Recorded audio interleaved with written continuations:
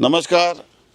हे सर्व शेतकरी टेकाडी गावातील आहे. टेकाडी ते वराडा हे दोन शेत रस्ते होते पानन, ज्याच्यामध्ये लोकांना खूप त्रास होत होता, ज्याच्यापैकी काही मातीकाम पूर्वी करण्यात आला होता.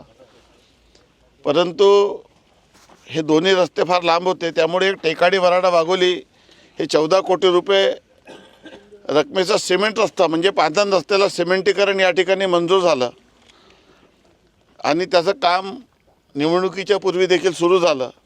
परंतु गावकरी लोकांची मागणी होती की टेकाडी ते वराडाची दुसरी पाननं ते झाली पाहिजे आणि त्या रस्त्याला पुन्हा नव्याने निवडून आल्यानंतर मी तूर्त 2 कोटी रुपये दिले, ज्याचं भूमिपूजन आज आपण या ठिकाणी केलेलं आहे.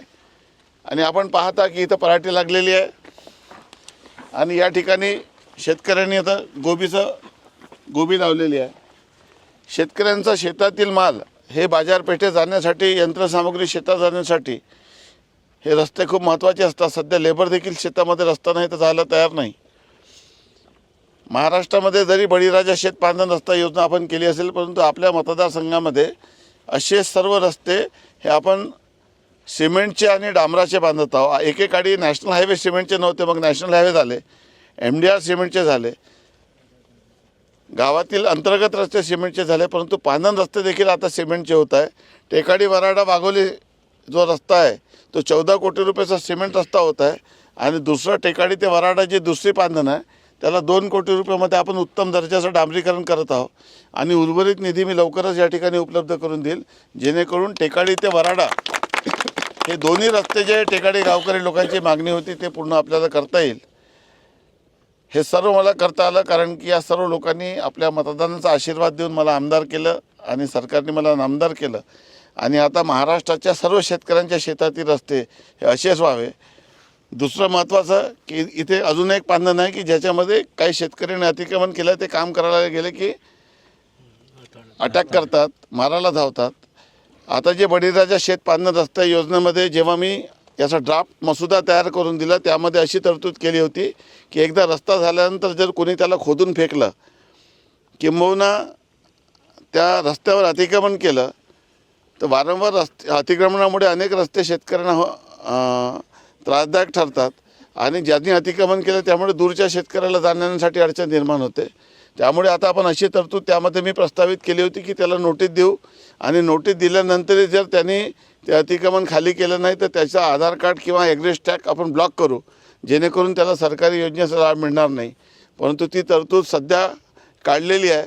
परंतु मी या विषयावर आग्रही आहे की त्या GRमध्ये परत आपण अमेंडमेंट करून जे मी प्रस्तावित केलं होतं की अतिक्रमण कुठल्याही परिस्थितीत शेतरस्त्यावरचं सहन होणार नाही. कोणाची खाजगी जागा असेल तर त्याचे पैसे त्याला दिले पाहिजे, त्याची ती काही दुमत नाही.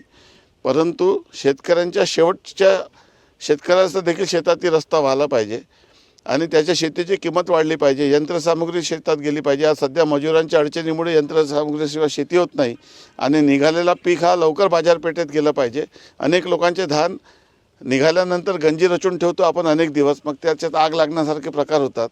त्यामुळे निघालेलं पीक, यंत्रसामुग्री, बियाणे, रासायनिक खते हे शेतात गेले पाहिजे. तसं तर आपण रासायनिक खत भविष्यात कसे वापरता येणार नाही आणि ऑर्गॅनिक शेती कशी होईल. शेतीमध्ये मोठ्या प्रमाणामध्ये औषध फवारणी आणि रासायनिक खताचा वापर केल्यामुळे आपली जमीन खराब होत आहे. आणि आता शाश्वत शेती आणि समृद्ध शेतकरी हे जे मी नवीन ब्रीदवाक्य कृषी विभागाचं दिलेलं आहे, त्यात जास्तीत जास्त शेती आपण जर हिशोब लावला तर रासायनिक खताचा खर्च जर सबसिडी ज्या सरकारने दिली नसती तर तो खर्च, औषधीचा खर्च, याच्यातून मोठ्या प्रमाणामध्ये शेतकऱ्यांचा खर्च वाढतो आणि जेव्हा फायनल हिशोब करतो तेव्हा तो हिशोब बरोबर होतो. म्हणून भविष्यामध्ये ऑर्गॅनिक फार्मिंगला जास्तीत जास्त, नॅचरल फार्मिंगला आपण प्रोटेक्शन देत आहोत, त्याच्यासाठी धोरण करत आहोत. माझी केंद्रीय कृषी मंत्री श्री शिवराजसिंग चौहान यांच्याशी देखील चर्चा झाली आहे की हे पैसे सर्व शेतकऱ्यांच्या अकाउंटमध्ये द्यायचे आणि शेतकऱ्याला ऑर्गॅनिक फार्मिंगसाठी किंवा नॅचरल फार्मिंगसाठी त्याला डायवर्ट करायचं. अशा पद्धतीची भविष्यातील आपला दिशा आणि योजना राहणार आहे. आज आपण लॉटरी सिस्टम देखील बंद केलेलं आहे शेतीमध्ये. त्यामुळे जेवढे लोकांनी ज्या ज्या योजनेसाठी अर्ज केला आहे, पहिले पाव, फर्स्ट कम फर्स्ट सर्व या बेसिसवर सर्व शेतकऱ्यांना आपण लाभ देणार आहोत. आणि राज्य सरकारने या विषयावर असा निर्णय घेतलेला आहे आणि मला विश्वास आहे की महाराष्ट्रात भविष्यात सर्व शेतकऱ्यांच्या शेतातील रस्ते हे उत्तम डांबराचे होतील. दोन्ही बाजूला व्हाईट पेंट राहील, त्याच्यामध्ये कॅटाईज राहील, त्याच्यामध्ये सर्व पद्धतीचं रोड फर्निचर राहील आणि त्यातून त्या शेतकऱ्यांच्या शेतामध्ये केव्हाही पावसाळ्यामध्ये किंवा 365 दिवस त्याची 2 व्हीलर आणि 4 व्हीलर आणि ट्रक गेला पाहिजे, ही आपली भावना आणि धारणा आहे. ती निश्चितच पूर्ण होईल. मला अपेक्षा. धन्यवाद. जय हिंद, जय महाराष्ट्र.